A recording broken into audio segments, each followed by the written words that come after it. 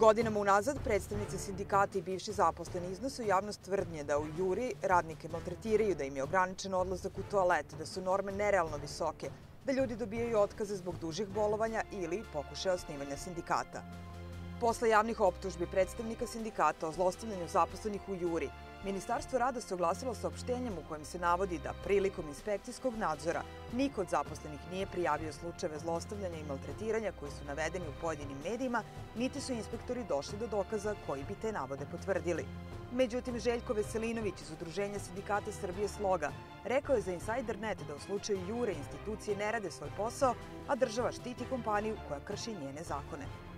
Pa znate kako može da izgleda inspekcija u jednoj fabrici koja ima apsolutnu zaštitu države. Znači, inspektor tamo ode, da li neko zdravorazumski u ovoj državi može da veruje da će neki zaposleni, kome je u Juri sve zabranjeno, da izađe i da kaže jeste, meni su naredili da nosim pelene, ili jeste, mene su udarili, ne znam, palicom, ili je mene neko vređao ili mi zabranio da pijem vodu. Pa naravno da neće niko. Pa to je, mislim, prosto neverovatno da neko uopšte može da poveruje u takve stvari, da će inspekcija da uradi ili da će inspekciji neko da se žali. Pa žalili su se naši ljudi inspekcije i dobili su otkaz. Znači, inspekcija je donela korektno rešenje. Jura nije ispoštovao. Sud je doneo rešenje, Jura nije ispoštovao.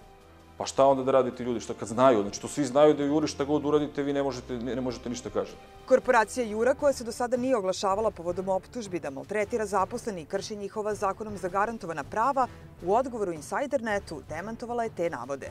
Razlog zbog kojeg ne odgovaramo na neutemeljene optužbe je taj što optužbe nisu istinite i mi se prema našim zaposlenima ne ophodimo na taj način.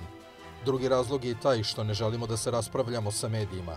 Kompanija Jura Corporation d.o.o. je srpska kompanija i mi poštujemo naše zaposlene i poštujemo zakone Republike Srbije. A povodom jedne od optužbi bivših radnika Jure i predstavnika sindikata da inspekcija Ministarstva rada ne reaguje adekvatno na brojne navode o maltretiranju zaposlenih u Juri zato što od ove kompanije prima na poklon automobile, Insider.net je od Jure tražio informacije o svim donacijama državnim organima od početka njihovog poslovanja u Srbiji do danas. Kako se navodi u odgovoru, Jura je za proteklih 10 godina koliko postoji u Srbiji sa ukupno 650.000 evra donirala veliki broj zdravstvenih ustanova i vrtića, fudbalski klub Karađorđe iz Rače, Vladu Srbije, opštinu Rača i Ministarstvo rada, zapošljavanja i socijalne politike. Vlada Srbije i opština Rača dobili su Jurine donacije u vrednosti od 180.000 evra za pomoć žrtvama poplava 2014. godine, a kako je u dopisu objašnjeno, 2 automobila marke Kia Ceed vrednosti od oko 30.000 evra poklonjeni su Ministarstvu rada po njihovom zahtevu. Donacija 2 automobila je realizovana nakon dobijanja zahteva od strane Ministarstva rada i socijalne politike za unapređivanje uslova rada zbog manjka službenih vozila. Kao članovi lokalne zajednice odlučili smo da zvanično ispunimo zahtev bez skrivenih namera, navodi se u odgovoru kompanije Jura. Predstavnici Jure istakli su da je ova donacija realizovana na osnovu zvaničnog ugovora o donaciji sa Ministarstvom rada, a jedini uslov donatora bio je da se automobili koriste u službene svrhe. Iako je zakonom o donacijama i humanitarnoj pomoći dozvoljeno da pojedinci i kompanije doniraju državne organe, zvuči neverovatno da državni organ koji bi trebalo da kontroliše i po potrebi sankcioniše rad neke kompanije od nje zahteva donacije.